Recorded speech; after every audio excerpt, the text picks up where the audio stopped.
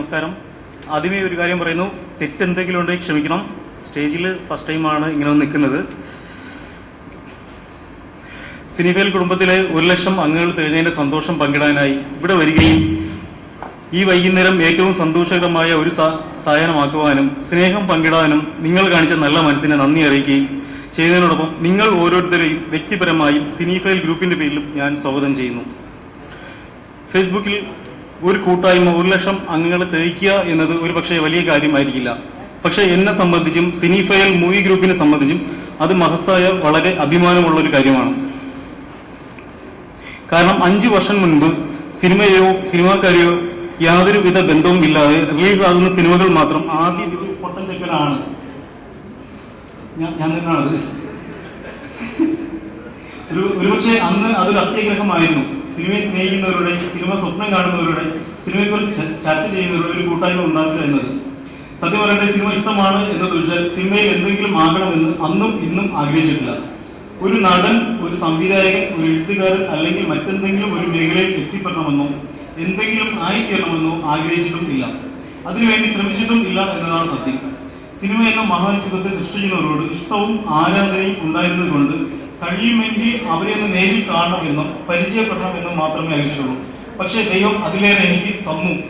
ആരാധനയോടെ കണ്ടിരുന്ന പല സിനിമ വെറും 6 പേര് മാത്രമായി തുടങ്ങിയ ഗ്രൂപ്പ് ഇന്ന് 1 ലക്ഷത്തിലേറെ അംഗങ്ങളായിരിക്കുന്നു. 1 ലക്ഷം അംഗങ്ങൾ ഉള്ള ഗ്രൂപ്പ് എന്നതിനേക്കാൾ സിനിമാ ചർച്ചകൾ കൊണ്ട് മലയാളത്തിലെ ഏറ്റവും സജീവമായ ഒരു കൂട്ടായ്മ എന്നതാണ് കൂടുതൽ സന്തോഷം തരുന്നത്. വ്യക്തിപരമായും സിനിഫെയിൽ ഗ്രൂപ്പിനെതിരെയും ചില ആരോപണങ്ങളും വഞ്ചനകളും ഉണ്ടായപ്പോൾ ധൈര്യം നൽകി ചേർത്ത് നിർത്തിയ സുഹൃത്തുക്കളോടും ഈ അവസരത്തിൽ എന്റെ നന്ദിയും കടപ്പാടും അറിയിക്കുന്നു. ഒരു സ്വാഗത പ്രസംഗം എന്നത് നന്ദി പ്രകടനമായെങ്കിൽ എന്നും നന്ദിയുള്ളവനായിരിക്കാൻ എന്നെ പ്രാപ്തനാക്കിയ എൻ്റെ അമ്മയോടും ദൈവത്തോടും ഞാൻ നന്ദി അറിയിക്കുന്നു. അമ്മ ഇവിടെ ഉണ്ട്. വിശിഷ്ട വ്യക്തികളെ, സിനിഫെയിൽ വിളിച്ചപ്പോൾ ഓടി വന്ന സിനിഫെയിലിൻ്റെ ഏറ്റവും പ്രിയപ്പെട്ട ഞങ്ങളുടെ കൂട്ടുകാരെ, ഒരുപാട് തിരക്കുകളിലും സിനിഫെയിൽ എന്ന മൂവി ഗ്രൂപ്പ് ഇങ്ങനൊരു പ്രോഗ്രാം നടത്തണ്ടെന്ന് പറഞ്ഞപ്പോൾ എല്ലാ തിരക്കുകളും മാറ്റിവെച്ചുകൂടി എത്തിയ നമ്മുടെ സ്വന്തം നാദിക്ക, അതുപോലെ ഇന്ന് സിനിമാ മേഖലയിലെ ഏറ്റവും മികച്ച പ്രൊഡ്യൂസർ ആരാന്ന് ചോദിച്ചാൽ ഒരു സംശയമില്ലാതെ നമുക്ക് പറയാം, നമ്മുടെ ലിസ്റ്റിൻ ചേട്ടനാണ്. ഒരുപാട് തിരക്കുകളുള്ള അദ്ദേഹവും ഇവിടെ ഓടിയെത്തിയിട്ടുണ്ട്.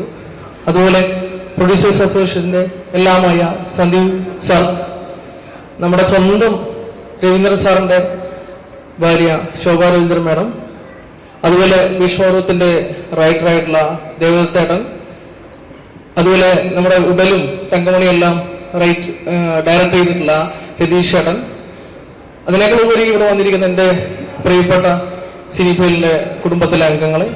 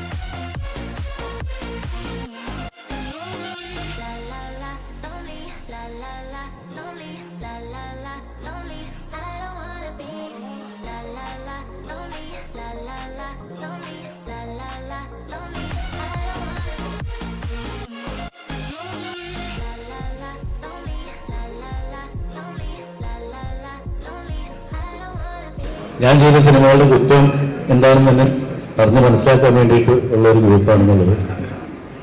കാരണം കുറേ പ്രാവശ്യം നമ്മളുടേതായ കുറ്റങ്ങളും കുറവുകളൊക്കെ മനസ്സിലാക്കി തരുന്ന കുറേ നല്ല സുഹൃത്തുക്കളുണ്ട്. അത്തരത്തിലുള്ള സുഹൃത്തുക്കൾ ഉള്ളത് നല്ലതാണ്. കാരണം നമ്മൾ ചെയ്യുന്ന സിനിമകളെ കുറിച്ചുണ്ടായിട്ടുണ്ട്, അതെല്ലാം നല്ലതാണ്. അതോടൊപ്പം തന്നെ ഈ ഞാൻ ചേരുമ്പോൾ എനിക്ക് തോന്നാറ് 50,000 പേര് അല്ലെ വിജിത്ത് 50,000 പേരില്ലേ ഞാൻ ചേരുന്നുണ്ടാവുള്ളൂ. ഇപ്പോൾ 1,00,000 പേരായി എന്ന് പറഞ്ഞ് ഈ ആളുടെ എണ്ണം കൂടുമ്പോൾ അത്രയും പേടിയാണ്. കാരണം അത്രയും പേര് കൂടുതൽ കേൾക്കേണ്ടി വരുമെന്ന് വെച്ചിട്ടാണ്. കാരണം ഓരോ കാര്യങ്ങൾ പറയുമ്പോൾ നമുക്ക് ഓരോ സിനിമകൾ ചെയ്തു കഴിയുമ്പോൾ അതിൻ്റെ വിമർശനങ്ങൾ കാര്യങ്ങളെല്ലാം ചിലത് വളരെ സ്നേഹപരമുള്ള തല്ലുമുണ്ട് തലോടലുമുണ്ട്. അത് നല്ല കാര്യം തന്നെയാണ് എന്ന് ഞാൻ വിശ്വസിക്കുന്നു. പലപ്പോഴും നമുക്ക് അടുത്ത സിനിമകൾ ചെയ്യാനായിട്ടുള്ള ഒരു തയ്യാറെടുപ്പ്, അത് എത്തരത്തിലുള്ള സിനിമകൾ ചെയ്യണം എന്നുള്ളൊരു തിരിച്ചറിവ് നൽകാനായിട്ട് ഇത്തരത്തിലുള്ള ഗ്രൂപ്പുകൾ ഉപകരിക്കും. തീർച്ചയായിട്ടും ഇതിന് വളർന്ന് ഒരുപാട് വലിയ ഒരു പ്രസ്ഥാനമായി മാറട്ടെന്ന് ആശംസിക്കുന്നു. അപ്പം എല്ലാ ആശംസകളും നേരുന്നു. 23-ാം തീയതി ഫെബ്രുവരി 23-ാം തീയതി ഞാൻ സംവിധാനം ചെയ്തൊരു സിനിമ റിലീസ് ചെയ്യുന്നുണ്ട്. അതിന് സപ്പോർട്ട് കൊണ്ട് ഞാൻ പ്രതീക്ഷിക്കുന്നു. Once upon a time in Kochi എന്നാണ് സിനിമയുടെ പേര്. റാഫി മക്കാട്ടിലെ റാഫി, അർജുൻ അശോകൻ, ഷൈൻ ടോം ചാക്കോ, ദേവിക സഞ്ജി എന്നിവരൊക്കെയാണ് പ്രധാന വേഷങ്ങളിലുള്ളത്. തീർച്ചയായിട്ടും നിങ്ങളുടെ സപ്പോർട്ട് എനിക്കും എൻ്റെ സിനിമയ്ക്കും തരണമെന്ന് ഞാൻ ഈ അവസരത്തിൽ അഭ്യർത്ഥിക്കുന്നു. നന്ദി, നമസ്കാരം. ഒരു സെക്കൻഡ്. നദിക്ക് വരുന്നത് തന്നെ പറഞ്ഞപ്പോൾ എന്റെ മനസ്സിലേക്ക് ആദ്യം വന്നൊരു തോട്ട് ഇതാണ്. ഇനിയിപ്പോൾ അടുത്ത് നിൽക്കുമ്പോഴും ഞാൻ അങ്ങനെയാണ് വിചാരിക്കുന്ന ആ കാര്യം പറയണമെന്ന്. അതെന്റെ ഒരു റിക്വസ്റ്റ് ആണ്.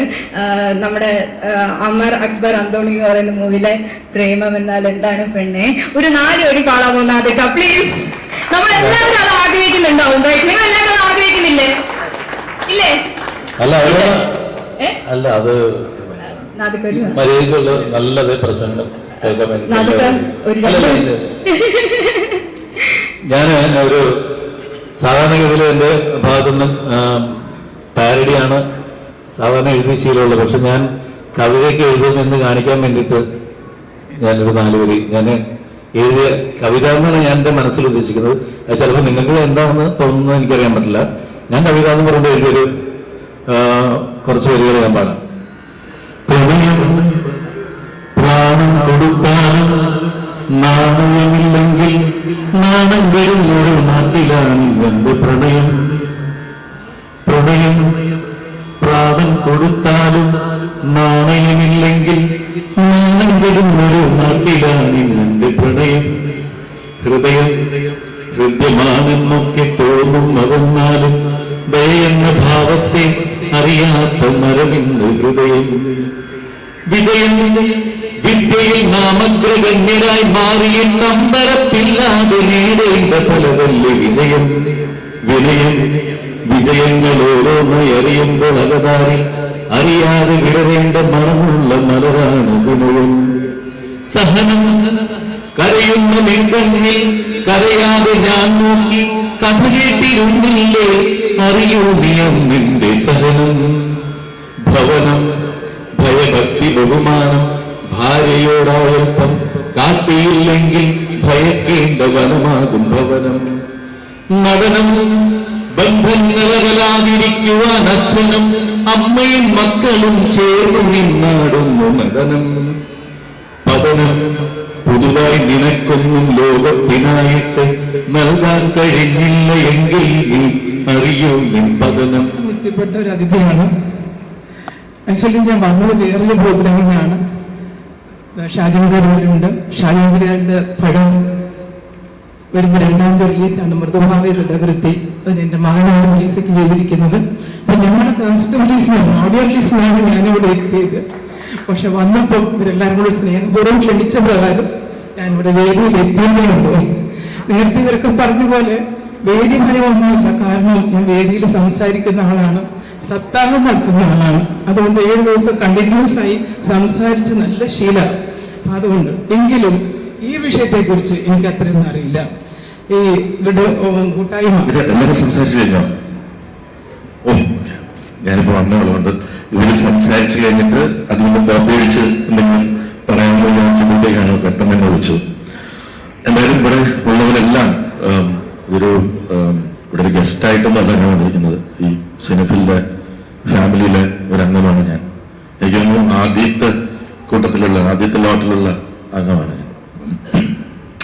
ഇതൊരു കുടുംബമാണ്. അതെ, സിനിമയെ ഇഷ്ടപ്പെടുന്ന, കുറച്ച് സിനിമയിൽ വരാൻ ആഗ്രഹിക്കുന്നവരും സിനിമയിലുള്ളവരും സിനിമയിൽ വർഷങ്ങളായിട്ടുള്ളവരും എല്ലാം ചേർന്നുള്ളൊരു കൂട്ടായ്മ. നല്ല സിനിമകളെ പ്രോത്സാഹിപ്പിക്കുക, നിരൂപണം ചെയ്യുക, അങ്ങനെ ഉണ്ടായ ഒരു കൂട്ടായ്മയാണ്. എനിക്ക് പൂർണ്ണ വിശ്വാസത്തോടെ അല്ലെങ്കിൽ പൂർണ്ണത്തോടെ പറയാൻ പിന്നെ മലയാള സിനിമയിലാണ് ഏറ്റവും കൂടുതൽ ഇങ്ങനെയുള്ള കൂട്ടായ്മകളുള്ളത്. ഞാൻ പല ഇൻഡസ്ട്രിയിലും വർക്ക് ചെയ്തിട്ടുള്ള ആളാണ്. അവിടെ എങ്ങും കാണാത്ത രീതിയിലുള്ള സിനിമയോടുള്ള ഒരു സ്നേഹം അല്ലെങ്കിൽ സിനിമയോട് ഉള്ളൊരു അഭിനിവേശം ഉള്ള ഒരു സ്ഥലമാണ് കേരളം. നിരൂപണം വളരെ നല്ല രീതിയിൽ ചെയ്യുന്ന ഒരു സ്റ്റേറ്റാണ്. വളരെ കൊച്ചൊരു സ്റ്റേറ്റ് ആണെങ്കിലും മലയാളത്തിലെ ഇന്ത്യയിലെ ഇന്നത്തെ 5ാമത്തെ ഇൻഡസ്ട്രിയാണ്. ഒരു സമയത്ത് നമ്മൾ 4ആയിരുന്നു. ഇന്ന് കന്നഡ വളരെ നല്ല രീതിയിൽ മുന്നോട്ട് പോയിരിക്കുന്നു. അപ്പോൾ നമ്മൾ ഇന്ന് ഇന്ത്യയിലെ തന്നെ 5ാമത്തെ ഇൻഡസ്ട്രിയാണ്. വളരെ കൊച്ചൊരു സ്റ്റേറ്റ് ആണെങ്കിലും മറ്റുള്ള സ്റ്റേറ്റുകളെ അപേക്ഷിച്ച് അതേ നമ്പർ ഓഫ് സിനിമകൾ കഴിഞ്ഞ വർഷം 225 സിനിമകൾ ഇറങ്ങിയ ഒരു സ്റ്റേറ്റാണ് നമ്മുടേത്. ഇതൊരു ഭയങ്കര വലിയ നമ്പറാണ്. എനിക്ക് തോന്നുന്നു തമിഴിനും തെലുങ്കിലും കന്നഡയും ഒക്കെ കമ്പയർ ചെയ്ത് നോക്കുമ്പോഴും വലിയൊരു നമ്പറാണ്. നമ്മുടെ ഈ സ്റ്റേറ്റില് തിയേറ്ററിന്റെ അനുപാതം നോക്കുകയാണെങ്കിൽ അല്ലെങ്കിൽ പോപ്പുലേഷന്റെ അനുപാതം നോക്കുകയാണെങ്കിൽ അത് വളരെ കൂടുതലാണ്. അത് സിനിമയോടുള്ള സ്നേഹം കൊണ്ട് നമ്മൾ ഒരുപാട് വ്യത്യസ്തങ്ങളായുള്ള സിനിമകൾ നിർമ്മിക്കാൻ അല്ലെങ്കിൽ ഡയറക്റ്റ് ചെയ്യാൻ ഉദ്ദേശിക്കുന്ന അത്രയും കഴിവുള്ള അല്ലെങ്കിൽ അത്രയും സിനിമയെ സ്നേഹിക്കുന്ന ആൾക്കാരുള്ളത് കൊണ്ടാണ് അത്രയും സിനിമകൾ ഇവിടെ ഉണ്ടാവുന്നത്. എന്തായാലും ഈ ഗ്രൂപ്പ് കൊണ്ട് ലിസ്റ്റിനും സന്ദീപും ഒക്കെ വലിയ വലിയ സിനിമകൾ എടുക്കുന്നതാണ്. ഏറ്റവും കൂടുതൽ പ്രയോജനമുള്ള ഒരാളാണ് ഞാൻ. ബിക്കോസ് ഞാൻ എടുക്കുന്നത് കണ്ടന്റ് സിനിമകളാണ്, കൂടുതലും കണ്ടന്റ് സിനിമ. അപ്പൊ അത് ചർച്ചകളിലൂടെ അല്ലെങ്കിൽ ബോർഡ് ഓഫ് മൗത്ത് പബ്ലിസിറ്റിയിലൂടെ ജനങ്ങളിലേക്ക് എത്തേണ്ട സിനിമകളാണ് ഞാൻ കൂടുതലും എടുക്കുന്നത്. ഇനി അങ്ങനെ എടുക്കണോ എന്നൊക്കെ ആലോചിച്ചുകൊണ്ടിരിക്കുന്ന ഒരു സമയമാണ്. എന്നാലും ഇവിടെ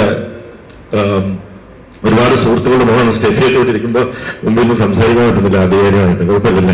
സ്റ്റെഫിയൊക്കെ ഇവിടെ വിളിച്ചിട്ട് എത്തേണ്ട ആൾക്കാരാണ്. കഴിഞ്ഞ വർഷത്തെ 10 ഹിറ്റുകളിൽ ഒരു ഹിറ്റ് അല്ലെങ്കിൽ ആളാണ് നിങ്ങൾ 2ാമത്തെ റോയിൽ കൊണ്ടിരിക്കുന്നത്. ഒരു കൈകൊടുത്തേ. അതും ഒരു ലേഡി, അതും ഇൻഡസ്ട്രിയിലൂടെ കോസ്റ്റ്യൂം ഡിസൈനറായിട്ട് വളർന്നു വന്ന് നമ്മളുടെ എല്ലാ അഭിമാനമായ സ്റ്റെഫിയെ എവിടെ കൊണ്ട് നിൽക്കുന്നത് വളരെ മോശമാണ് കേട്ടോ. ഞാൻ പറയാൻ വന്നൊരു പോയിന്റ് ഇല്ല. ഞാനൊരു പ്രസ് കോൺഫറൻസിൽ പറഞ്ഞതാണ്. സോറി, ഒന്നുകൂടെ ഞാനത് റിപ്പീറ്റ് ചെയ്യുന്നു. നമ്മുടെ സിനിമ ഞാൻ എന്റെ കഴിഞ്ഞ ദിവസം എന്റെ ഒരു സിനിമ ഇറങ്ങി. അതിനെക്കുറിച്ച് പറയുന്ന അല്ലെങ്കിലും ഞാൻ കുറച്ച് ദിവസമായിട്ട് മോണിറ്റർ ചെയ്യുന്ന ഒരു കാര്യം നിങ്ങളിലേക്ക് അല്ലെങ്കിൽ ഈ ഗ്രൂപ്പിലേക്ക് ആ ഒരു മെസ്സേജ് ഞാൻ എത്തിക്കാൻ ആഗ്രഹിക്കുന്നു. നമ്മുടെ ഡിസ്ട്രിബ്യൂഷൻ അസോസിയേഷൻ പ്രസിഡന്റ് ഇവിടെ ഉണ്ട്. ലിസ്റ്റിൽ കൂടെ നോക്കാൻ വേണ്ടി തന്നെയാണ് പറയുന്നത്. സന്ദീപ് നമ്മുടെ പ്രൊഡ്യൂസർ അസോസിയേഷന്റെ ഭാരവാഹിയാണ്, ചേംബറിലും ഉള്ളതാണ്. അപ്പം എല്ലാവരും കൂടെ കേൾക്കാൻ വേണ്ടി തന്നെ പറയുന്ന കാര്യമാണ്. അതായത് ഇത് വളരെ ശ്രദ്ധയോടെ നമ്മൾ കൈകാര്യം തിരിച്ചാൻ വേണ്ടി നമ്മളെല്ലാം മലയാള സിനിമയുടെ നല്ല ഫ്യൂച്ചർ ആഗ്രഹിക്കുന്ന ആൾക്കാർ എന്നുള്ള രീതിയിൽ പാൻ ഇന്ത്യൻ പാൻ സൗത്ത് സിനിമകളുടെ ഒരു കുത്തൊഴുക്ക് മലയാള സിനിമയിലേക്ക് വരികയും അത് മലയാള സിനിമ ഇൻഡസ്ട്രിയെ വളരെ ദോഷമായ രീതിയിൽ അത് ബാധിക്കും എന്നുള്ളത് ഞാൻ പല കാര്യങ്ങളും മുമ്പേ പറഞ്ഞിട്ടുള്ള ആളെന്നുള്ള രീതിയിൽ ഞാൻ വീണ്ടും പറയും. കാരണം മുമ്പ് മലയാളം ഇൻഡസ്ട്രിയിൽ നമ്മൾ പല അന്യഭാഷാ സിനിമകൾ വന്നിരുന്നു. നമ്മൾ 2 കൈ നീട്ടി സ്വീകരിച്ച കാലമുണ്ട്. അന്ന് വളരെ കുറച്ച് നടന്മാർക്ക് മാത്രമാണ്, നമ്മൾ പേരെടുത്ത് പറയുകയാണെങ്കിൽ വിജയ്, അജിത്, രജനി സാറ്, കമൽ സാറ്, അങ്ങനെ കുറച്ച് ആൾക്കാരുടെ സിനിമകൾ വരുമ്പോൾ നമ്മൾ 2 ആഴ്ച അവിടെയൊക്കെ ഫാൻസ് അസോസിയേഷൻ ഉണ്ട്, പല കാര്യങ്ങളുണ്ട്. അതൊക്കെ നമ്മൾ 2 കൈ നീട്ടി സ്വീകരിച്ചിരുന്നു. പക്ഷെ ഇന്ന് അതല്ല. കോവിഡിന്റെ ഒരു ഇഷ്യൂവിന് ശേഷം വന്ന ഒരു ഇൻഡസ്ട്രിയിൽ ഒരുപാട് ഇന്റർനാഷണൽ കണ്ടന്റിലേക്ക് എക്സ്പോഷർ ആയവരാണ് നമ്മളെല്ലാവരും. ഒരു സാധാരണ ഹൗസ് ഹോൾഡ് പോലും ഇന്റർനാഷണൽ കൾച്ചറിൽ എക്സ്പോസ് ആയിട്ടുണ്ട്. അങ്ങനെ വരുമ്പോൾ പല സിനിമകളും മലയാളത്തിലേക്ക് ഡബ് ചെയ്യപ്പെട്ടിട്ടുണ്ട്. പല ലാംഗ്വേജ് സിനിമകളും മലയാളത്തിലേക്ക് ഡബ് ചെയ്യപ്പെട്ടിട്ടുണ്ട്. അത് കഴിഞ്ഞ് ഇന്ത്യൻ മൂവി ഇൻഡസ്ട്രിയുടെ ഒരു ഗ്രോത്ത് കാരണം OTTയുടെ ഒരു വരവിന് ശേഷം ഉണ്ടായ ഒരു ഫിനോമിനൻ എന്താണെന്ന് വെച്ചാൽ പാൻ ഇന്ത്യൻ പാൻ സൗത്ത് അല്ലെങ്കിൽ ഇന്ത്യയിലെ അല്ലെങ്കിൽ സൗത്ത് ഇന്ത്യയിലെ ബിഗ് ആർട്ടിസ്റ്റുകളുടെ സിനിമ OTTയുടെ മാൻഡേറ്ററി ആയിട്ടുള്ള റൂൾ പ്രകാരം, മാൻഡേറ്ററി ആയിട്ടുള്ള റൂളാണ്, അവരുടെ സിനിമയുടെ അവകാശം വാങ്ങിക്കുമ്പോൾ മലയാളം ഡബിംഗ് കൂടെ ചേർത്താണ് വാങ്ങിക്കുന്നത്. അപ്പൊ ഈ പാൻ ഇന്ത്യൻ പാൻ സൗത്ത് സിനിമകളെല്ലാം മലയാളത്തിലേക്ക് മാൻഡേറ്ററി ആയി ഡബ് ചെയ്യപ്പെടുന്നുണ്ട്. അവരത് ഡബ് ആ ഒരു കോസ്റ്റ് അല്ലെങ്കിൽ ടൈം അല്ലെങ്കിൽ എഫേർട്ട് അതിലേക്ക് എടുക്കുമ്പോൾ അവർക്കതൊരു ടെക് ഇൻവെസ്റ്റ്മെന്റ് ആണ്. കാരണം അവരുടെ ഒരു ഓവറോൾ ബിസിനസ് പ്ലാനിൽ മലയാളം എന്ന് പറയുന്നത് ഉദിക്കുന്നില്ല. അതൊരു കൊച്ചു ഇൻഡസ്ട്രിയാണ്. പക്ഷെ എന്തായാലും ചെയ്തു വെച്ചല്ലോ എന്നാ പിന്നെ റിലീസ് ചെയ്തേക്കാം. പല നടന്മാർക്കും ഇവിടെ പേര് പോലും അറിയാത്ത നടന്മാരുണ്ട്. അപ്പൊ നമ്മൾ ആ സിനിമയെ ഇവിടെ കൊണ്ടുവന്ന് മലയാളത്തിന് ഒരു ഡംപിംഗ് യാർഡായിട്ട് മാറ്റരുത്. അതുകൊണ്ട് സംഭവിക്കുന്നത് എന്തെന്ന് വെച്ചാല് മലയാളത്തിലെ കണ്ടന്റ് സിനിമകൾക്ക് തിയേറ്റർ കിട്ടാണ്ടാവും. ഇവിടെ 225 സിനിമകൾ റിലീസ് ചെയ്ത മലയാളത്തില് വളരെ കുറച്ച് സിനിമകൾ മാത്രമേ ഇനിയും തിയേറ്റർ കിട്ടുകയുള്ളൂ. കാരണം എല്ലാ പാൻ ഇന്ത്യൻ ബാൻഡ്സും, അല്ലെങ്കിൽ തെലുങ്കിൽ 30 കമേഴ്ഷ്യൽ നടന്മാരുണ്ട്, തമിഴിലുമുണ്ട് 25-26 പേര്, കന്നഡത്തിലുമുണ്ട്. ഇവരുടെ എല്ലാം സിനിമകള് നമ്മൾ ഇവിടെ റിലീസ് ചെയ്യാൻ തുടങ്ങിയാൽ മലയാള സിനിമയുടെ അവസ്ഥ എന്താവും? മലയാള സിനിമയുടെ അവസ്ഥ വളരെ പരിതാപകരമാവും. 2 സിനിമ, അതായത് മലയാള സിനിമാ ചരിത്രത്തില് മലയാള സിനിമ ഉണ്ടായതിനു ശേഷം ആദ്യത്തെ ക്രിസ്മസ് ആണ് ഒരു മലയാളം പടം റിലീസ് ചെയ്തത്. 5 സിനിമകൾ വന്നുകൊണ്ടിരുന്ന സമയമാണത്. 5 സിനിമയ്ക്ക് സ്പേസ് ഉണ്ട്. ആ 5 സിനിമ വരുന്ന സമയത്ത് ഒരു മലയാള സിനിമയും ബാക്കിയെല്ലാം അന്യഭാഷാ ചിത്രങ്ങളാണ് റിലീസ് ചെയ്തത്. അത് വളരെ പരിതാപകരമായ ഒരു സിറ്റുവേഷൻ. സിനിമയില്ലായിട്ടല്ല, തിയേറ്ററുകൾ കിട്ടുന്നില്ല, റൈറ്റ്സുകൾ വിൽക്കുന്നില്ല. റൈറ്റ്സുകൾ വിൽക്കാത്തതിന്റെ കാരണം പലതാണ്. ബിക്കോസ് ഈ പാൻ ഇന്ത്യൻ പാൻ സൗത്ത് സിനിമകളുടെ ഡബിങ് മലയാളത്തിലേക്ക് ഡബ് ചെയ്യുമ്പോൾ അതും വാങ്ങിക്കുന്ന ചാനൽ മലയാളത്തിന്റെ ബഡ്ജറ്റിന്റെ ഒരു ഭാഗമാണ് അതിന് കൊടുക്കുന്നത്. അത് കൂടാതെയാണ് അത് ഇവിടെ വന്ന് റിലീസ് ചെയ്യുന്നത്. അത് കൂടാതെ എല്ലാ ലാംഗ്വേജ് സിനിമകളും ഇവിടെ വന്ന് റിലീസ് ചെയ്യുന്നു. ഇത് നമ്മൾ ഇപ്പം ഇതിനൊരു ക്യാപ്പ് വെക്കണം എന്നുള്ളതാണ് എനിക്ക് ലിസ്റ്റിനോട് ഇരിക്കുമ്പോൾ തന്നെ ഞാൻ പറയുന്നത്. സന്ദീപുണ്ട്, കഴിഞ്ഞ കളക്ഷൻ നോക്കിയിട്ട്, കഴിഞ്ഞ ആർട്ടിസ്റ്റുകളുടെ കളക്ഷൻ നോക്കിയിട്ട് ഇവിടെ കളക്ഷൻ വരാത്ത ആർട്ടിസ്റ്റുകളുടെ അല്ലെങ്കിൽ ഡയറക്ടേഴ്സിന്റെ അല്ലെങ്കിൽ അങ്ങനെ നമ്മൾ ഇപ്പം RRR വരട്ടെ, PS1 വരട്ടെ, വിക്രം വരട്ടെ, അതൊന്നുമല്ല പറയണേ. പേര് പോലും അറിയാതെ അല്ലെങ്കിൽ ഇവിടെ ഒരു മാർക്കറ്റും ഇല്ലാത്ത നടന്നാത്ത സിനിമകൾ എടുത്തുകൊണ്ട് വരുമ്പോൾ നമ്പർ ഓഫ് മൾട്ടിപ്ലക്സിൽ അല്ലെങ്കിൽ നമ്പർ ഓഫ് സ്ക്രീൻസ് കൊടുക്കുന്നതിന് ഒരു റെസ്ട്രിക്ഷൻ വേണം. മറാഠി സിനിമയും കന്നഡ സിനിമയൊക്കെ രക്ഷപ്പെട്ടത് ഇതുകൊണ്ട് മാത്രമാണ്. മറാഠി സിനിമകൾ കളിക്കാനായിട്ട് ബോംബെ തിയേറ്ററുകളിൽ സ്പെസിഫിക് പെർസെന്റേജ് ഉണ്ട്, എത്ര പെർസെന്റേജ് സിനിമകൾ കളിക്കണം. അതുകൊണ്ടാണ് മറാഠി സിനിമ നിലനിൽക്കുന്നത്. അപ്പൊ ഈ ഗ്രൂപ്പിൽ ഇത് ചർച്ച ചെയ്യപ്പെടുമ്പോൾ ഇത് ചർച്ച ചെയ്യപ്പെടുന്ന കാര്യമാണ്. ഇല്ലെങ്കിൽ നമുക്ക് ചർച്ച ചെയ്യാൻ മലയാള സിനിമകൾ, കണ്ടന്റ് സിനിമകൾ ഉണ്ടാവില്ല. ഒരു 6 മാസം ഇത് എല്ലാവരും, എനിക്കറിയാം, എല്ലാ സൗത്ത് ഇന്ത്യൻ ആക്ടേഴ്സും മലയാളത്തിൽ അവിടെ നിൽക്കട്ടെ, തെലുങ്കും തമിഴും കന്നഡയിലുള്ള അല്ലെങ്കിൽ ഹിന്ദിയിലുള്ള എല്ലാവരും പാൻ ഇന്ത്യൻ ആക്ടേഴ്സ് ആവാൻ ശ്രമിച്ചുകൊണ്ടിരിക്കുകയാണ്. എല്ലാവർക്കും എല്ലാ മാർക്കറ്റിലും വരുമ്പോഴാണ് അവരുടെ റെമ്യൂണറേഷൻ. ഞാനൊരു പാൻ ഇന്ത്യൻ ആക്ടറാണെന്ന് പറയുകയാണെങ്കിൽ അവർക്ക് തെലുങ്കിലും തമിഴിലും കന്നഡത്തിലും മലയാളത്തിലും ഹിന്ദിയിലും മാർക്കറ്റ് വരുമ്പോഴാണ് അവരൊരു പാൻ ഇന്ത്യൻ ആക്ടറാണ്. ആ പാൻ ഇന്ത്യൻ ആക്ടർ ആവാനുള്ള ശ്രമത്തിലാണ് സൗത്ത് ഇന്ത്യയിലെ എല്ലാ ആക്ടേഴ്സും. അതിന്റെ ഭാഗമായിട്ട് മലയാളത്തിലും അവർക്കൊരു മാർക്കറ്റ് വരാൻ വേണ്ടി ഇവിടെ അവര് തന്നെ, അതായത് ഇവിടെ 5ഓ 10ഓ സിനിമ പരാജയപ്പെട്ടാലും പ്രശ്നമില്ല, മുഖം പരിചയമുണ്ടാവണം, 10ാമത്തെ ചിലപ്പോൾ വർക്കാവാം. അതുകൊണ്ട് നമുക്കുണ്ടാവുന്ന എന്താണ്, മലയാള സിനിമകള് ആരും കയറാത്ത സീസണുകളിൽ 5ഉം 10ഉം സിനിമകള് ഒരുമിച്ച് റിലീസ് ചെയ്യുന്നു. 10 സിനിമകൾ റിലീസ് ചെയ്ത ആഴ്ചകളുണ്ട്. 50-40 രാത്രി 10:30-11 മണി. എന്നിട്ട് ഉച്ചയ്ക്ക് എന്നിട്ട് പറയുന്ന 3 ഷോ എന്ന് 3 ആളില്ലായിരുന്നു എന്നാ പറയണേ. എന്നിട്ട് ഷോ ടൈമേ അടുത്ത ദിവസം എടുത്ത് മാറ്റാം. ഒരു ആർട്ടിസ്റ്റ് ഇല്ലാത്ത സിനിമകൾക്ക് രാവിലെ 9 മണിക്ക് ആളുകൾ കുത്തിക്കയറാൻ മാത്രം എന്ന് വിചാരിച്ചാണ് തിയേറ്ററുകൾ. അല്ല, ഇതൊരു പ്രഹസനമാണ്.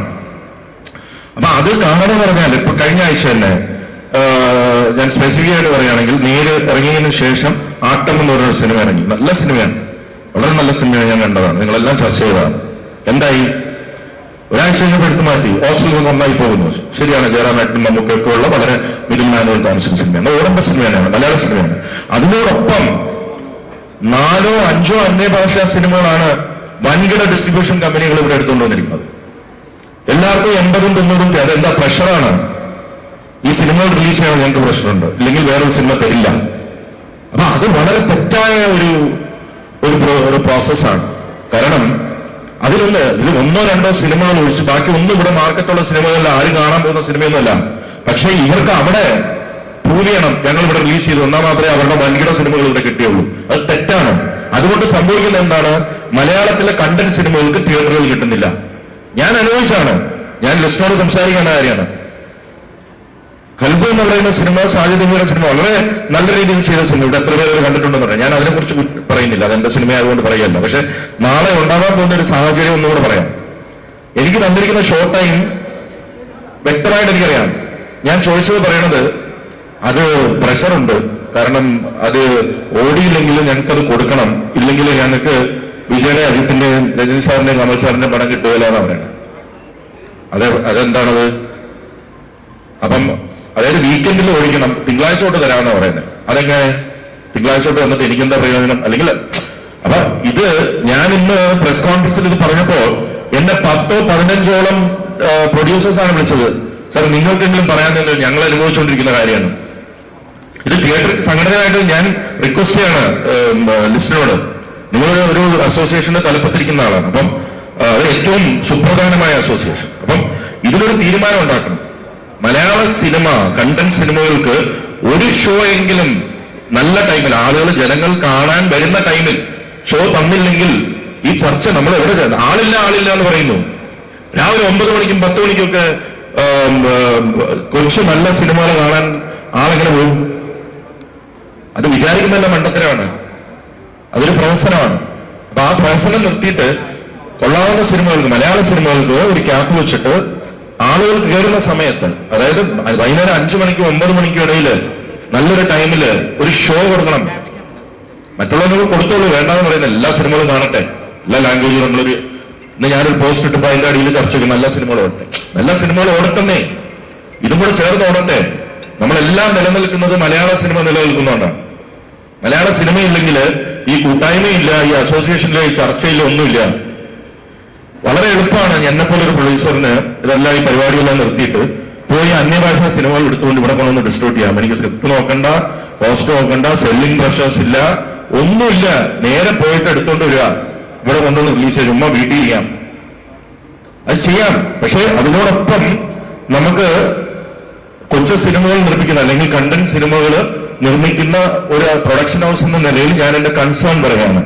ഞാനും അടുത്ത ഇനി എന്ത് ചെയ്യുമെന്ന് ആലോചിക്കുക. ഞാനും വലിയ സിനിമകൾ ചെയ്യാൻ തന്നെ ഉദ്ദേശിക്കുന്നു, ആർട്ടിസ്റ്റ് സിനിമകൾ. നമ്മള് വേറൊരു കാര്യം മനസ്സിലാക്കണം. നമ്മുടെ മലയാള സിനിമ എന്ന് പറഞ്ഞാല് നമ്മളുടെ കണ്ടന്റ്, നമ്മുടെ ഐഡന്റിറ്റി എന്ന് പറഞ്ഞാൽ കണ്ടന്റ് ആയിരുന്നു എന്നും. നല്ല കണ്ടന്റ്, നല്ല കഥകൾ, ആർട്ടിസ്റ്റോ അതൊന്നുമില്ല ഇല്ലെങ്കിലും നമ്മൾ നല്ല കഥകൾ ഇട്ടാക്കിയിരുന്നു. നമ്മൾ ചെയ്ത സിനിമകൾ 10 വർഷത്തിന് ശേഷം മറുഭാഷകളിൽ പോയിട്ട് ഹിറ്റായ ചരിത്രമുണ്ട് മലയാളത്തിന്. അന്നും അത് ഹിറ്റാ. അപ്പൊ 10 വർഷത്തിന് മുമ്പേ സഞ്ചരിക്കുന്ന കഥകൾ ഉണ്ടാക്കിയ മലയാള സിനിമ ഇന്ന് നമ്മള് തെലുങ്കും സിനിമയും തെലുങ്കും തമിഴും 10 വർഷത്തിന് മുമ്പ് ഉണ്ടായിരുന്നോ അതിനെ കോപ്പി ചെയ്യാൻ ശ്രമിക്കുകയാണ്, ആക്ഷനും ഇതുമൊക്കെ വെച്ചിട്ട്. അതിനൊരു എത്ര നാളത് ഓർമ്മിക്കപ്പെടും എനിക്ക് അറിയില്ല അങ്ങനെയുള്ള സിനിമകൾ. അപ്പൊ നമ്മൾ നല്ല കണ്ടന്റ് സിനിമ ചെയ്യാം. ഞാൻ ഈ കൂട്ടായ്മയോട് പറയാനുള്ളത് അധികം ദീർഘിപ്പിക്കുന്നില്ല. ഈ കൂട്ടായ്മയോട് പറയാനുള്ളത് നല്ല സിനിമകളെ, മലയാള സിനിമകളെ പ്രോത്സാഹിപ്പിക്കുക. തമിഴ് സിനിമയും തെലുങ്ക് സിനിമയും ഒക്കെ ചർച്ച ചെയ്യപ്പെടുന്നതുകൊണ്ട് ഒരു പ്രശ്നവുമില്ല. പക്ഷേ മലയാള സിനിമയെ പ്രോത്സാഹിപ്പിക്കുന്ന രീതിയിൽ നിങ്ങൾ പ്രവർത്തിച്ചില്ലെങ്കിൽ നമ്മളെ ഇൻഡസ്ട്രിയുടെ ഭാഗമാണല്ലോ. ഈ ഇൻഡസ്ട്രി നിലനിന്നാലേ നമ്മൾ എല്ലാവരും ഉള്ളൂ. അതുകൊണ്ട് ചർച്ചകൾ മലയാള സിനിമയിലേക്ക് കുറച്ചും കൂടെ ആധികാരികമായിട്ട് ചർച്ച ചെയ്യണം. നല്ല സിനിമകളെ പ്രൊമോട്ട് ചെയ്യണം. കുറവുകൾ ഉണ്ടാവാം, നമുക്ക് മറ്റുള്ള ലാംഗ്വേജുകളെ പോലെ ആവാനാവില്ല. നമുക്ക് ബഡ്ജറ്റുകളും റെസ്ട്രിക്ഷൻസും ഒരുപാടുണ്ട്. അപ്പൊ അതിനെ വെച്ച് കമ്പയർ ചെയ്യരുത്. നമ്മുടെ റെസ്ട്രിക്ഷൻസിന്റെ ഉള്ളിൽ നിന്നുണ്ട്. നമുക്കിപ്പം ഇവിടെ റിവ്യൂവേഴ്സ് എന്ന് പറഞ്ഞുള്ളവരെ ഒന്നും നമുക്ക് കൺട്രോൾ ചെയ്യാൻ പറ്റില്ല, എത്ര പറഞ്ഞാലും മനസ്സിലാവില്ല. അതുകൊണ്ട് അതിനെക്കുറിച്ച് ചർച്ച ചെയ്യുന്ന കാര്യമില്ല. ഈ കൂട്ടായ്മകളാണ് ജെന്യൂൻ റിവ്യൂവേഴ്സ്, ജെന്യൂൻ. മറ്റത് അതൊരു തൊഴിലായി സ്വീകരിക്കും. നമ്മൾ എന്ത് പറഞ്ഞിട്ടും കാര്യമില്ല, നമ്മൾ എന്ത് പറഞ്ഞിട്ടും കാര്യമില്ല. നല്ല സിനിമകൾ ഉണ്ടാക്കും എന്ന് പറയാൻ പറ്റുള്ളൂ. പക്ഷെ നമ്മൾ പെടുന്ന പാട്, എനിക്കറിയാം ഷെഫി എന്ത് പാടുപെട്ടാണ് ഈ പടം ഇറക്കിയത്. എത്ര ഡിസ്കഷൻ അല്ലേ? അപ്പൊ അങ്ങനെയുള്ള ഒരു അവസ്ഥയാണ് ഇവിടെ. അപ്പം നമ്മള് ആകെ 52 ആഴ്ചയാണ് ഒരു വർഷം ഉള്ളത്. ഈ 52 ആഴ്ചയിൽ ഒരു പെക്യുലർ സ്റ്റേറ്റ് ആണ് നമ്മുടെ. മഴക്കാലമാണ് ഒരു 5 മാസം, പിന്നെ സ്കൂള്, പിന്നെ നോമ്പുകാലം, ഇതെല്ലാം കഴിഞ്ഞ് നമുക്ക് ആകെ കിട്ടുന്ന 32 ആഴ്ചയാണ്. ഈ 32 ആഴ്ചയിൽ വേണം അന്യഭാഷാ സിനിമകളും നമ്മുടെ സിനിമകളും വലിയ സിനിമകളും പാൻ ഇന്ത്യ സിനിമകളും എല്ലാം ഇറങ്ങാൻ. അതിന്റെ ഇടയ്ക്കൂടെയാണ് ഈ പണ്ട് 5-10 സിനിമകൾ, വലിയ അന്യഭാഷാ സിനിമകൾ വന്നിരുന്നെടുത്ത് ഇന്ന് 40-50 സിനിമകൾ ഇവിടെ വന്ന് തിയേറ്റർ എടുക്കുകയാണ്. അപ്പം കണ്ടന്റ് സിനിമകൾ ഇല്ലാതാവുന്ന ഒരു കാലം വരുന്നതിന് മുമ്പേ ഇതിനൊരു ആക്ഷൻ എടുക്കണം. ലിസ്റ്റിൽ ഞാൻ വിഷ്ണുവിനോട് ചേർന്ന് തന്നെയാണ് പറഞ്ഞത്. സന്ദീപ് ഇതിനൊരു ചർച്ച നമുക്ക് ആവശ്യമാണ്, നിങ്ങൾ എല്ലാവരും അതിനെ സപ്പോർട്ട് ചെയ്യണം എന്ന് പറഞ്ഞുകൊണ്ട് ഒരു പദ്യപ്രസംഗമായി പോയെന്ന് തോന്നുന്നു. പക്ഷെ എനിക്ക് തോന്നുന്നു ഇത് ആവശ്യമായിരുന്നു. അതുകൊണ്ട് തന്നെ പറയാനുള്ളത് ഞാൻ പറഞ്ഞു. Thank you so much for calling. ജീവിതത്തിൽ പാടിയിട്ടില്ല, അതുകൊണ്ട് ശരിയില്ല. ഏറ്റവും കൂടുതൽ അവരുടെ ഭാഷയെ ഇഷ്ടപ്പെടുന്ന ഒരു സമൂഹമാണ്. അവരവരുടെ ഭാഷയെ അവരുടെ നെഞ്ചോട് ചേർത്ത് അവരുടെ മനസ്സിനോട് ചേർത്ത് നിർത്തുന്ന ഒരു വലിയ സമൂഹമാണ് തമിഴര്. തെലുങ്ക് സിനിമകൾ എന്ന് പറയുന്നത് അവരുടെ ഭാഷയും അവരുടെ നായകന്മാരും അവരുടെ അത്തരം അവര് ഏറ്റവും കൂടുതൽ സംസാരിക്കുന്നതും തെലുങ്കാണ്. അവർ മറ്റു ഭാഷകൾ സിനിമകൾ കാണുന്നതിൽ അവർക്ക് ഒരു കുറവാണ്.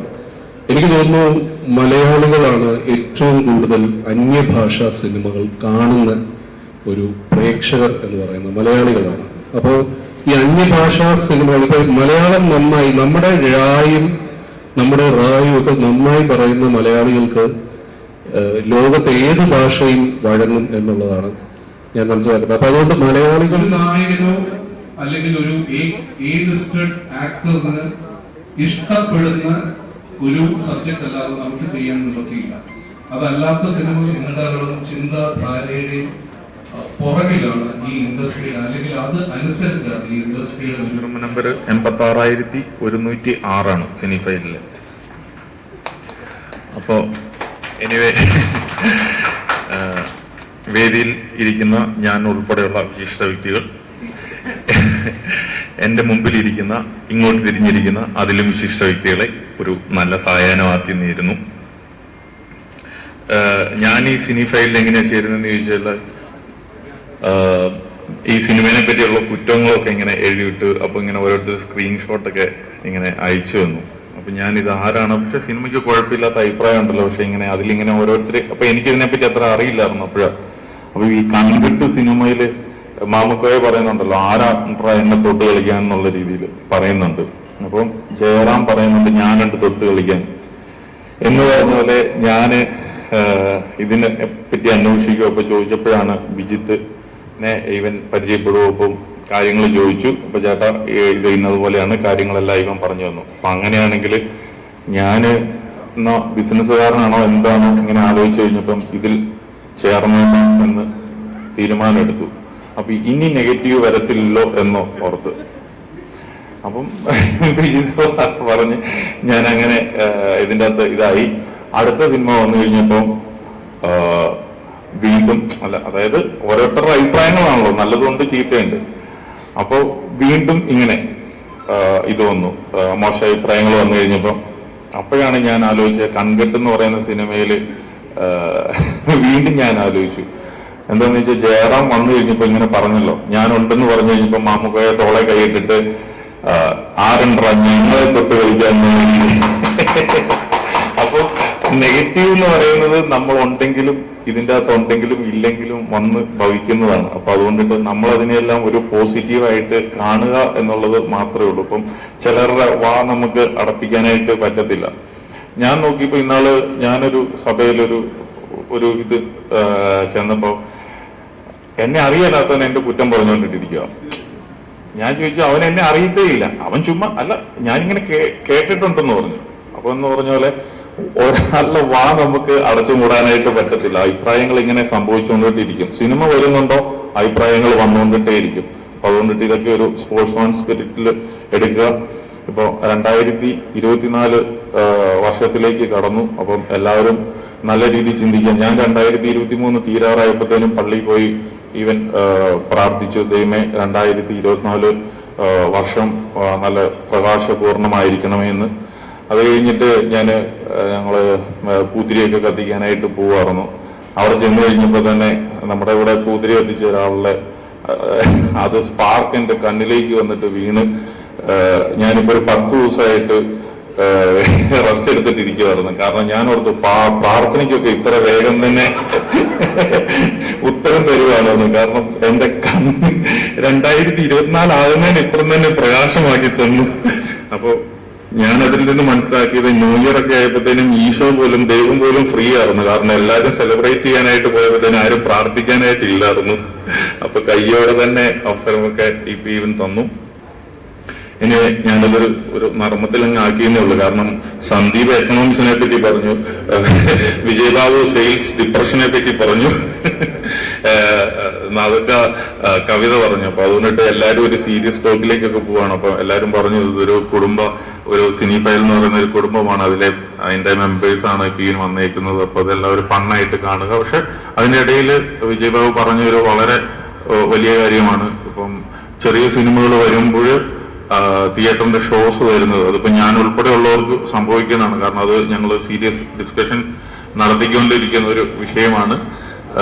അതിനെപ്പറ്റി ഇന്ന് രാത്രിയിൽ തന്നെ കൂലങ്കഷിതമായിട്ട് ഞങ്ങൾ ചിന്തിച്ച് വിജയബാബുവിനോട് അടുത്ത ദിവസം തന്നെ ഇതിന്റെ തീരുമാനങ്ങൾ അറിയിക്കുന്നതായിരിക്കും. എനിവേ 1,00,000 സബ്സ്ക്രൈബേഴ്സ് ആയി സിനി ഫയലില്. 2 രീതിയിൽ പറയാം, സിനി ഫയൽ എന്നും പറയാം, സിനി ഫീൽ എന്നും പറയാം, എങ്ങനെ വേണേലും ഒക്കെ പറയാം. പക്ഷെ അതിന്റെ ഇവരുടെ ഒരു സന്തോഷ മൊമെന്റിൽ പങ്കെടുക്കാനായിട്ടാണ് ഞങ്ങൾ എല്ലാവരും വന്നത്. അപ്പോ അതുകൊണ്ടിട്ട് ഒരിക്കൽ കൂടി ഇതിന്റെ മുന്നിലും പിന്നിലൊക്കെ പ്രവർത്തിക്കുന്ന എല്ലാവർക്കും, വിജിത്തും ബാക്കിയുള്ള കൂട്ടാളികൾക്കും പടയാളികൾക്കും എല്ലാം ഒരു ആശംസ നേരുവാണ്. So happy new year to all. December പറഞ്ഞതുപോലെ ഒരു പടം അടുത്ത മാസം റിലീസ് ആവാതിരിക്കുകയാണ്. അതുകൊണ്ട് ലിസ്റ്റിനെയും സിനിമകളെയും പൊക്കി അടിച്ചാൽ നെഗറ്റീവ് വരുന്നത് കുറയുമെന്ന് ഞാൻ പ്രത്യാശിക്കുന്നു. എന്തായാലും സിനിമയിൽ വലിയ ആശംസകൾ, വലിയ വലിയ വിവരങ്ങൾ താണ്ടാൻ വിജിത്തിനും കൂട്ടാളികൾക്കും സാധിക്കട്ടെ. Thank you. സദസ്സിലും സന്നിഹിതരായിട്ടുള്ള വിശിഷ്ട വ്യക്തികൾ, പ്രിയ സുഹൃത്തുക്കൾ, എല്ലാവർക്കും നമസ്കാരം. വളരെയധികം സന്തോഷത്തോടെയും അഭിമാനത്തോടെയാണ് നിവേദിയിൽ നിൽക്കുന്നത്. വിജിത്തിനെ എനിക്കൊരു 2 വർഷത്തിന് മേലായിട്ട് ഭീഷ്മപൂർവ്വമൊക്കെ ഇറങ്ങുന്നതിന് മുമ്പാണ് വിജിത്ത് സിനി ഫൈലിൽ ആഡ് ചെയ്യുന്നതും അങ്ങനെ ഈ കുടുംബത്തിലൊരു അംഗമാവുന്നു. അതുകൊണ്ട് തന്നെ സിനി ഫൈലിന് 1,00,000 മെമ്പേഴ്സ് ആയതിൽ ആശംസകളും അറിയിക്കുന്നു. വളരെയധികം സന്തോഷമാണ്. കാരണം ഇവരെല്ലാം ആഘോഷിക്കാനൊക്കെ എനിക്ക് വളരെ ചെറുപ്പത്തിൽ, ഇതൊക്കെ എന്നെ അറിയാൻ ചാൻസ് കുറവായിരിക്കും. ഒരു പക്ഷെ പറഞ്ഞ പെരുമ്പാവൂരുള്ള കൊച്ചിൻ ടെസിക ട്രൂപ്പ്, എൻ്റെ അച്ഛനൊരു മിക്സ് ട്രൂപ്പ് കലാഭവനൊക്കെ ഉള്ള സമയത്തുള്ളതാണ്. അപ്പൊ അന്നൊക്കെ ആഘോഷിക്കാനൊക്കെ ചെറുപ്പത്തിലേക്ക് കാണാം. അതുപോലെ സന്ദീപേട്ടനും ഞാനിപ്പോൾ ഒരുമിച്ച് ഒരു വർക്ക് ചെയ്യാൻ സന്ദീപേട്ടൻ അഡ്വാൻസ് ഒക്കെ മേടിച്ച് ഇരിക്കുകയാണ്. അപ്പോൾ നമുക്ക് അത് എത്രയും പെട്ടെന്ന് അടിപൊളിയാക്കണം. അതുപോലെ ചേട്ടനെ എനിക്ക് നേരിട്ടങ്ങനെ ഞങ്ങൾ പരിചയമില്ല. അതുപോലെ വിജയബാബു ചേട്ടനെ ഒരു 8 വർഷം മുമ്പ് ഭീഷ്മപൂർവ്വമൊക്കെ എഴുതുന്നതിന് മുമ്പ് ഞാൻ ഏറ്റവും ആദ്യം ഒരു സ്ക്രിപ്റ്റ് എഴുതുന്നത് ഇതുപോലെ വിജയബാബു ചേട്ടന് ഫ്രൈഡേ ഫിലിംസിന് വേണ്ടിയാണ്. ചേട്ടൻ അറിഞ്ഞിട്ടില്ല അത് ഞാൻ ഷോർട്ട് ഫിലിംസ് ഒക്കെ ചെയ്യുന്ന സമയത്താണ്. എഞ്ചിനീയറിംഗിന് പഠിക്കുമ്പോൾ ഒരാളിങ്ങനെ റാൻഡംലി ഒരു ദിവസം വന്നിട്ട് എൻ്റെ അടുത്ത് പറഞ്ഞു, ഫ്രൈഡേ ഫിലിംസിന്റെ ഒരു ഡേറ്റ് ഉണ്ട്, നീ ഒരു പടം എഴുതണമെന്ന് പറഞ്ഞ്. ഞാൻ തച്ചനിരുന്ന് എഴുതി അവിടെ ഫ്ലക്സ് ഒക്കെ അടിച്ച് ഫ്രൈഡേ ഫിലിംസിന് പടം എഴുതാൻ പോവാന്നൊക്കെ പറഞ്ഞു. അതാണ് എനിക്ക് ഓർമ്മയില്ല ആദ്യമായിട്ട് എഴുതുന്നത്. പക്ഷെ അത് പിന്നെ കുറച്ച് കഴിഞ്ഞപ്പോൾ ആളുടെ പൊടിപോലും ഇല്ലാതായപ്പോൾ എനിക്ക് മനസ്സിലായി ഫ്രൈഡേ ഫിലിംസുമായിട്ട് പുള്ളിക്കൊരു ബന്ധം ഉണ്ടായിരുന്നില്ല എന്നുള്ളത്. അപ്പൊ എന്തായാലും അങ്ങനെ സിനിമകളൊക്കെ ഇനിയും സംഭവിക്കട്ടെ. വളരെയധികം സന്തോഷം. ഒരിക്കൽ കൂടെ എന്നോട് ക്ഷണിച്ചതിന് വിജിത്തിനും ബാക്കി എല്ലാവർക്കും നന്ദി പറയുന്നു. അവാർഡ് നൈറ്റും കൂടി നടത്തുന്നുണ്ട് എന്ന് അറിയിക്കാൻ പറഞ്ഞു, അത് അറിയിക്കുന്നു. സന്തോഷം. Thank you so much Nadika. Thank you all.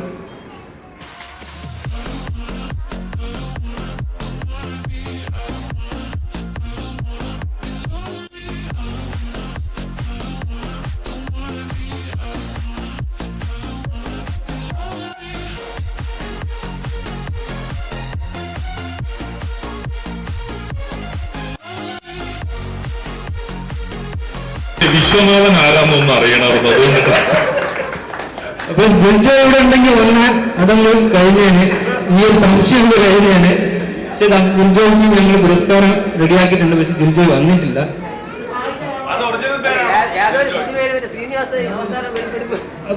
അദ്ദേഹം ഞങ്ങൾ കോണ്ടാക്ട് ചെയ്തപ്പോൾ പുള്ളി പറയുന്നത് പുള്ളിയുടെ പേര് ജഡ്ജ് അങ്ങനെ അറിയപ്പെടാനാണ് താല്പര്യം.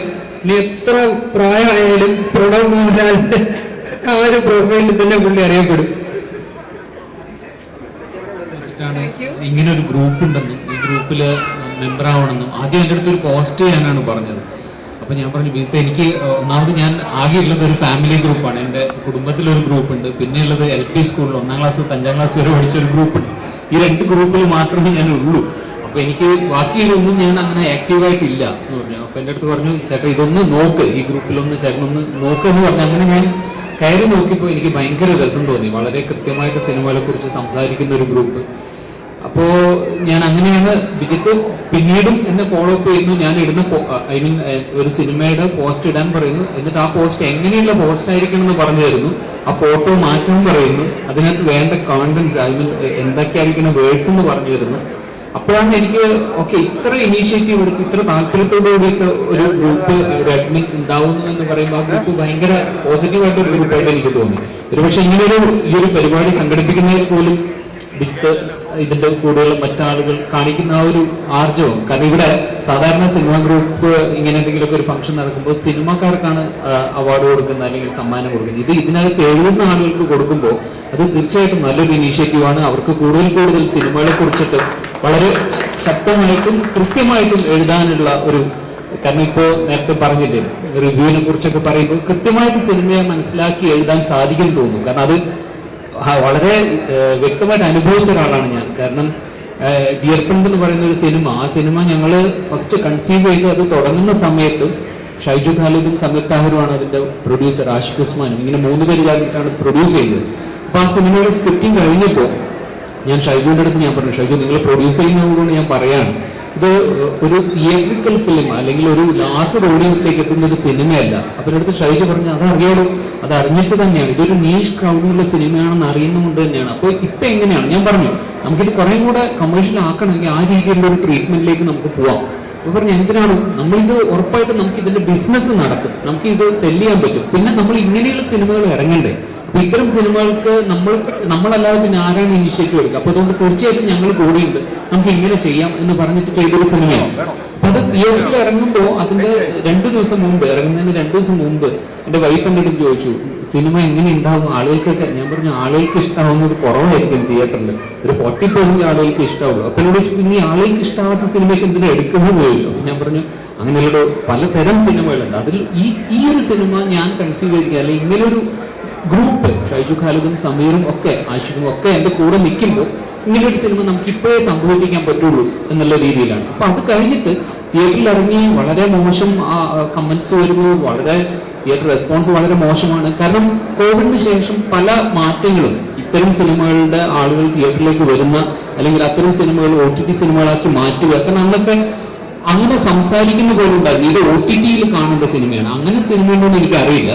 പക്ഷെ അങ്ങനെ കഴിഞ്ഞിട്ട് കൃത്യം 1 മാസം കഴിഞ്ഞ് ആ സിനിമ നെറ്റ്ഫ്ലിക്സിലേക്ക് വന്നപ്പോൾ ഇതുപോലുള്ള ഗ്രൂപ്പുകളാണ് ആ സിനിമയെ. അപ്പോൾ ശരിക്കും ഞങ്ങൾ കൺസീവ് ചെയ്തതിന് അപ്പുറത്ത് ഇപ്പൊ ഇതിനകത്ത് എഴുതുന്നു എന്ന് പറയുന്ന പോലെ വളരെ രസകരമായിട്ടുള്ള എഴുത്തുകൾ എനിക്ക് ലോകത്തിന്റെ എല്ലാ ഭാഗത്തു നിന്നും കിട്ടുകയും അത് കഴിഞ്ഞ് 1 വർഷം കഴിയുമ്പോൾ ആ സിനിമയെ ഇഷ്ടപ്പെട്ട ആളുകൾ അത് ആഘോഷിക്കുകയൊക്കെ ചെയ്യുമ്പോൾ ഇങ്ങനെ സിനിമയെ നമുക്ക് ഇങ്ങനെയും സിനിമ കാണാം അല്ലെങ്കിൽ സിനിമയെ ഇങ്ങനെയൊക്കെ മനസ്സിലാക്കാം എന്ന് പ്രേക്ഷകരെ മനസ്സിലാക്കി കൊടുക്കാൻ ഒരുപക്ഷെ ഇപ്പൊ ഇതിൽ എഴുതുന്ന പോലെ വളരെ ശക്തമായിട്ട് എഴുതുന്ന ആളുകൾക്ക് സാധിക്കും, അതുപോലെ ഇത്തരം ഗ്രൂപ്പുകൾക്ക് സാധിക്കും. പക്ഷെ DFL കഴിഞ്ഞ് ഞങ്ങള് ഈ തിയേറ്റർ റെസ്പോൺസ് ഒക്കെ കഴിഞ്ഞ് ഞാനും ഷൈജും ഒരുമിച്ച് ഞങ്ങള് പറഞ്ഞ് സിനിമയുടെ കാര്യങ്ങളൊക്കെ പറഞ്ഞ് ഇറങ്ങുന്ന സമയത്ത് നമ്മൾ കൈകൊടുത്ത് വരുന്ന ഏതോ അടുത്ത് നമുക്കൊരു കമേഴ്ഷ്യൽ പടം ചെയ്യണമെന്നുള്ളതാണ്. അപ്പൊ അതുകൊണ്ട് തന്നെ ഇനി രണ്ടാമത് അതിന് ശേഷം ഞാൻ ചെയ്യുന്ന സിനിമ ഒരു കമേഴ്ഷ്യൽ സിനിമയായിരിക്കണം, കൂടുതൽ ആളുകളിലേക്ക് എത്തുന്ന ഒരു സിനിമയായിരിക്കണം എന്നുള്ള ഒരു ആഗ്രഹത്തോടുകൂടി ചെയ്ത എൻ്റെ അടുത്ത സിനിമയാണ് ദിലീപേട്ടനാണ് ഹീറോ ആയിട്ടുള്ളത്. ആ സിനിമ ഈ വർഷം റിലീസാവുന്നുണ്ട്. അതിന്റെ പ്രൊമോഷൻ പരിപാടികളും അതിന്റെ പോസ്റ്റ് പ്രൊഡക്ഷൻ നടക്കുന്നതിന്റെ ഇടയിലാണ് ഇങ്ങോട്ട് ഓടി വന്നത്. കാരണം ഞാൻ പറഞ്ഞില്ലേ, ഞാൻ ആദ്യമായിട്ടാണ് ഇങ്ങനെ ഒരു ഗ്രൂപ്പിൽ അംഗമാവുന്നത്. ഇത് ശരിക്കും എനിക്കൊരു ഫാമിലി പോലെ തോന്നുന്നു. കാരണം ഞാൻ പറഞ്ഞു എൻ്റെ ഈ ഗ്രൂപ്പുകളിലല്ലാതെ ഞാൻ വേറെ ഒരു ഗ്രൂപ്പിലും ഇല്ല. അപ്പൊ അതുകൊണ്ട് വളരെ സന്തോഷം അത് 100K എത്തി ഇങ്ങനെ ഒരു ചടങ്ങ് സംഘടിപ്പിച്ചതിലും ഇവിടെ വന്ന് നമ്മുടെ സുഹൃത്തുക്കളായിട്ടുള്ള ആളുകളൊക്കെ കാണാൻ സാധിച്ചതിലും. അപ്പൊ നിങ്ങളിൽ ഒരാളായിട്ട് നിൽക്കുന്നു എന്നുള്ളതിൽ എനിക്ക് വളരെയധികം സന്തോഷം. എല്ലാ സപ്പോർട്ടും തുടർന്നും ഉണ്ടാവണം, ഈ ഗ്രൂപ്പിനും ഉണ്ടാവണം. Thank you. ഒരുപാട് സന്തോഷമുണ്ട് ഇവിടെ ഒരു കൂട്ടായ്മയുടെ ഭാഗമായി വന്ന് നിൽക്കാൻ കഴിയുന്നതിൽ. 2023 സിനിഫൈഡിലെ അംഗങ്ങളുടെയും എല്ലാവരുടെയും സ്നേഹം അടുത്തറിയാൻ കഴിഞ്ഞ ഒരാളാണ് ഞാൻ. കാരണം മധുര മനോഹര മോഹൻ ഇറങ്ങുന്നത് ഒരു ജൂണിലൊരു മഴക്കാലത്ത് സ്കൂള് തുറന്ന് പൊതുവെ പന്നമാസം എന്നും പറഞ്ഞ് എല്ലാവരും പേടിപ്പിച്ചിരിക്കുന്ന ഒരു സമയത്താണ് മധുര മനോഹര മോഹൻ ഇറങ്ങുന്നത്. അതുപോലെ എല്ലാവർക്കും അറിയുന്നത് പോലെ ഫസ്റ്റ് ഡേ ഫസ്റ്റ് ഷോ കാണാൻ വേണ്ടി ആളുകൾ ഓടി വരുന്ന ഒരു സിനിമയായിട്ടല്ല മധുര മനോഹർ ആദ്യം വരുന്നത്. അന്ന് വെന്തവിളീത തിയേറ്ററിന്റെ മുമ്പിൽ ഫസ്റ്റ് ഡേ കാണാൻ നേരത്തെ പേടിച്ച് ഞങ്ങൾ കുറച്ചുപേര് ഇങ്ങനെ നിൽക്കുമ്പോൾ വിജിത്ത് ഓടി വന്ന് എന്നെ ഹഗ് ചെയ്തിട്ട് പറഞ്ഞു ഞങ്ങൾ എല്ലാവരും സപ്പോർട്ട് ചെയ്യുന്നു. അന്ന് മുതൽ ഇന്ന് വരെ പിന്നീട് ചാനലിൽ വന്നപ്പോഴും OTT-യിൽ വന്നപ്പോഴും സിനിഫൈൽ ടീമിന്റെ ഭാഗത്ത് നിന്ന് പുതിയ ഒരു ഡയറക്ടർക്ക് കിട്ടുന്ന സ്നേഹവും സപ്പോർട്ടും കൃത്യമായി അനുഭവിച്ചറിഞ്ഞ ആളാണ് ഞാൻ. മധുരമനോഹരം ടീമിന്റെ എല്ലാ സ്നേഹവും നന്ദിയും നിങ്ങളോട് എന്നും ഉണ്ടായിരിക്കും. സിനിഫൈൽ വളരുന്നതോടൊപ്പം ആശയങ്ങളും വളർന്നുകൊണ്ടേയിരിക്കുമെന്ന് ഞാൻ വിശ്വസിക്കുന്നു. വ്യക്തികൾക്ക് അതീതമായി എനിക്ക് തോന്നാറുണ്ട് ഈ ഗ്രൂപ്പ് സംസാരിക്കുന്നത് സിനിമ മാത്രമാണ്. എന്നും അങ്ങനെ തന്നെ നിലനിൽക്കട്ടെ. എന്റെ എല്ലാവിധ ആശംസകളും. Thank you so much.